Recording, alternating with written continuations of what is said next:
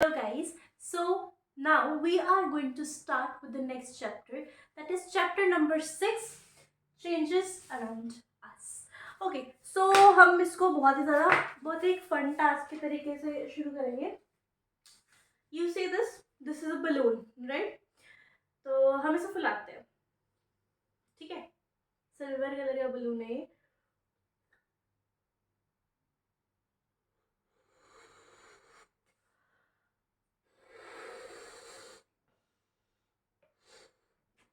ज़्यादा फुला तो फट जाएगा. ओके, सो आप ये देख रहे हो, बलून हमारा फुला दिया, ठीक है. अगर मैं यहाँ पे कुछ नहीं बांध रही हूँ तो ये क्या होगा? छोड़ दो, हवा निकल गई. तो अभी ये क्या हो गया? जो पुरानी फॉर्म में था वैसे ही वापस आ गया, राइट. सिमिलरली अगर ये पेपर है, ठीक है, इस पेपर को मैं ऐसे फोल्ड करती हूँ, ठीक है. इसका फोल्ड करके हम प्लेन बना देते हैं. मुझे याद नहीं एग्जैक्टली कैसे बनाते थे बचपन में, बट चलो आई ट्राई. ठीक है, ये हमने बना दिया प्लेन, राइट. कैसे होता था? बनाते हो? चलो, ये हमने प्लेन बना दिया एंड ये हमने इसको उड़ा दिया. ओके, सो अब अगर हम इसको दोबारा अनफोल्ड करें, ऐसा हमारे पास सेम पेपर है, सेम साइज है, कोई इसमें कट नहीं है, बस एक क्रीजेस पड़ी है, राइट. सिमिलरली अगर हम आटा लेते हैं, आटे का डो बना के हम उसको बेल लेते हैं, ठीक है. उसको जब हम दोबारा रोटी बनाते हैं तो अगर उसकी शेप हमें पसंद नहीं आती, हम दोबारा से उसको पेड़ा बना के दोबारा से बेल सकते हैं, है ना. ओके, तो इसका मतलब क्या हुआ कि ये तीनों जो प्रोसेसेस हैं ये क्या है? Reversible, right. अब अगर यही पेपर ले लो आप, इस पेपर में मैं फोल्ड करने के बजाय इसको ऐसे फोल्ड करके सपोज यहाँ से मैंने ये हाथ से ही मैं ये इतना सा पीस फाड़ दिया, इसमें से ये वाला पीस मैंने इसमें से निकाल दिया, तो is it the same paper? Now same paper तो है, बट इसका फॉर्म में, स्ट्रक्चर में डिफरेंस आ गया, राइट. अब इसको आप दोबारा रिवर्स कर सकते हो, आप दोबारा इसको इसके ऊपर पेस्ट कर सकते हो एग्जैक्टली नहीं ना, राइट.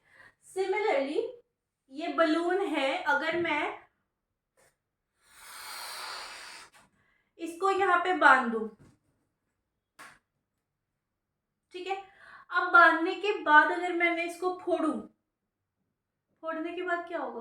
फोड़ने के बाद आप इसको दोबारा से एक न्यू बलून बना सकते हो? इसका नहीं बना सकते, राइट. सिमिलरली अगर रोटी की बात करते हैं, हम रोटी को जब तक तो हमने बेलना है तब तक हम उसकी फॉर्म चेंज कर सकते हैं, बट एक बार वो बेलने के बाद हमने जब एक बार तवे के ऊपर डाल दी, उसके बाद आप दोबारा से उसको पकी पकाई जो रोटी है उसको आप दोबारा से चेंज कर सकते हो आटे में या फिर डो में?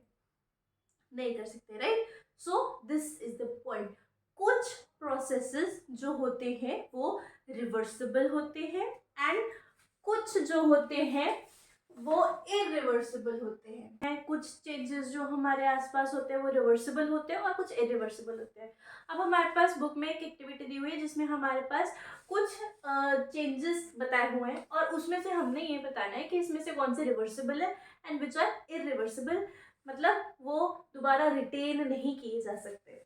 ओके, सो फर्स्ट है हमारा raw egg to boiled egg. Raw egg होता है जो, जब हम उसको बॉईल करते हैं क्या होता है, उसके अंदर की जो कॉम्पोजिशन है वो सॉलिडिफाई हो जाती है. अदरवाइज जो योक होता है वो सब कुछ वो अंदर लिक्विड मटेरियल होता है, राइट. तो जब हम उसको बॉईल करते हैं अंदर टेम्परेचर चेंज हो जाता है, तो जो एग है वो सॉलिडिफाई हो जाता है, ठीक है. जब हम उसको बॉइलिंग से उतार लेते हैं तो दोबारा लिक्विफाई हो जाता है. क्या आप खाते हो? बॉइल्ड एग खाते हो, है ना. तो सॉलिड पार्ट खाते हो ना, उसमें से पानी निकाल के, जो लिक्विड पोर्शन होता है वो तो नहीं निकाल के ना खाते। तो this is what, irreversible, right? This is irreversible. Then next is batter to idli. जब हमने बैटर बनाया, बैटर में हमने अलग अलग कंपोनेंट्स डाले, ठीक है, अलग अलग कंपोनेंट्स डाल के जब हमने मिक्स कर लिया, हम उसी टाइम पे अलग नहीं कर सकते। जब हमने सूजी, नमक, चावल का आटा, जो भी डलता है, ठीक, जिससे भी आप बनाते हो, वो चीज़ें हमने डाल के उसमें पानी मिक्स कर दिया। अब उसके बाद ही आप उसको अलग अलग कर नहीं सकते हो, ठीक है। उसके बाद भी जब आपने बैटर बना लिया, उसके बाद आपने हीट कर लिया, आप उसको दोबारा लिक्विफाई थोड़ी ना कर सकते हो, राइट? अगेन इरिवर्सिबल, मैं आई आर लिख रही हूँ इरिवर्सिबल को सिर्फ, ठीक है। उसके बाद wet clothes to dry clothes, ये तो आप हर बार करते हो, आप कपड़े डालते हो, धोते हो, सुखाते हो, और फिर उसके बाद जब वो ड्राई हो जाते हैं, फिर उसके बाद आप ये अलमीरा में रखते हो, राइट? तो ये प्रोसेस क्या सेम है। So this is reversible, okay, this is reversible, okay. Next is woollen yarn to knitted sweater. आपने एक चीज़ देखी है, अगर आपके कपड़ा, कोई भी स्वेटर हो, कोई भी थोड़ा सा मोटा कपड़ा हो, जो बिल्कुल बारीक होते हैं उनमें तो इतना पता नहीं लगता, पर जो थोड़ा सा मोटा कपड़ा होता है, अगर वो कहीं एक जगह से निकल जाए धागा, तो वो निकलता ही जाता है ना। इसका मतलब अगर आपने धागे से एक क्लॉथ बना लिया, तो आप दोबारा उसको उस धागे वाली फॉर्म में ले जा सकते हो, उसको उधेड़ के, ठीक है। So this is also reversible, ठीक है। Then is grain to flour. Grain से जब आप फ्लोर बनाते हो, आप कैसे बनाते हो, जो ग्रेन्स होते हैं किसी भी सीरियल के, आप उसको पीसते हो, पीसने के बाद जो उसका उसका कवर होता है, उसको आप डिस्कार्ड कर देते हो, ठीक है। वो दोबारा आप एक एक पीस उठा के लगा सकते हो, नहीं लगा सकते, this is irreversible, right. Then is cold milk. मैं इनके बीच में लाइंस ड्रॉ कर लूँ ताकि it becomes clear to you. Yes, better. I'm sorry for the gandi mandi lines, but it's okay. We have to focus on what we are learning, right? हाँ जी। तो उसके बाद हम आते हैं cold milk to hot milk. ये तो process हमारे नॉर्मल होता रहता है ना। दूध को गर्म करते हो, फिर ठंडा करते हो, ठीक है। फिर उसके बाद आपको जो पीना होता है फिर से गर्म करते हो, ठीक है।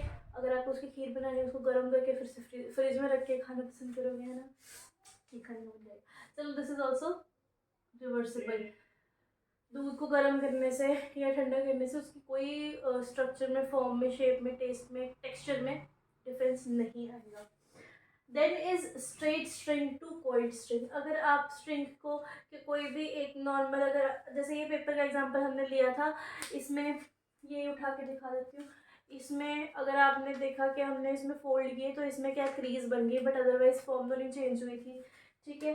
तो दिस इज ऑल्सो इरिवर्सिबल। अगर कोई कोइल्ड, हमने किसी स्ट्रेट स्ट्रिंग को हम कॉइल कर सकते हैं, तो उस कॉइल्ड स्ट्रिंग को दोबारा से स्ट्रेट भी किया जा सकता है, this is again reversible. Then is bud to flower. Bud to flower जो है, फ्लावर बनने के बाद फ्लावर जो है वो झड़ता है, विदर होता है, it does not go back to the bud stage, to the initial stage, ठीक है। So this is irreversible. और भी हैं इसमें, हम वो करते हैं, अभी बोर्ड पे तो नहीं आ रहे थे, ठीक है। सो ये हाफ ऑफ द टेबल है।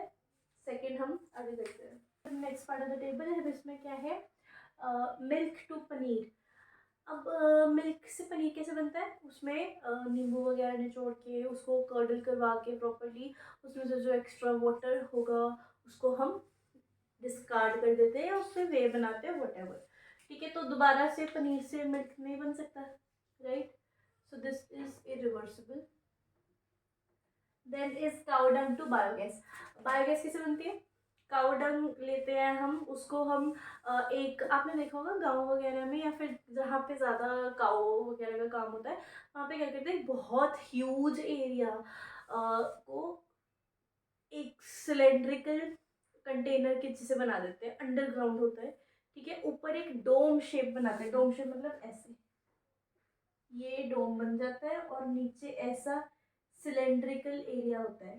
ठीक है, इसमें क्या होता है, यहाँ पे काउडंग, ठीक है, और बीच में पानी डाल देते हैं। ठीक है, उसके बाद क्या होता है, ऊपर जो है गैसेस की एमिशन स्टार्ट होने लग जाते हैं। क्यों? क्योंकि काउडंग में ऐसे बैक्टीरिया प्रेजेंट होते हैं। ठीक है, उसके बाद उन बैक्टीरिया को बोलते हैं मिथेनोजन, बाकी वाला जो अभी से इसमें बहुत है इस अभी के लिए इतना। तो इसके लिए जो गैसेस ऊपर जाती है वो यहाँ पे कलेक्ट होती हैं। ठीक है, और वो फिर यहाँ पे जैसे सपोज ये आउटलेट है, यहाँ से गैसेस जो है ये जो भी आपके यूज़ है उसके लिए, यूज़ करने के लिए इसको भेज दिया जाएगा। तो एक बार अगर काउडंग से गैस बन गई, दोबारा गैस थोड़ी ना काउडंग बन सकती है। So this is also irreversible. Then is stretch rubber band to a normal size, ये तो मैं अभी करके दिखा सकती हूँ।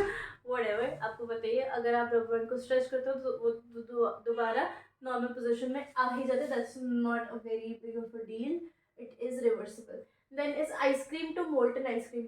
आइसक्रीम कई बार आपके फ्रिज में पड़ी पड़ी भी मेल्ट हो जाती है, लाइट चली गई, फ्रिज बंद हो गया, कुछ भी हुआ, मेल्ट हो जाती है, तो दोबारा हम उसको अगर फ्रीज करते हैं तो दोबारा वो सॉलिडिफाई हो जाएगी। तो दिस इज रिवर्सिबल। ठीक है, सो अब इससे हमें क्या पता लगता है, that there are two types of changes, irreversible and reversible. ठीक है, इरिवर्सिबल जो कि अपनी नॉर्मल स्टेट में जहाँ से हमने प्रोसेस वो शुरू किया था उसमें नहीं जा सकते, और रिवर्सिबल मतलब जहाँ से ये प्रोसेस या जो भी हमने करना शुरू किया था दोबारा से वही सेम स्टेट में जा सकते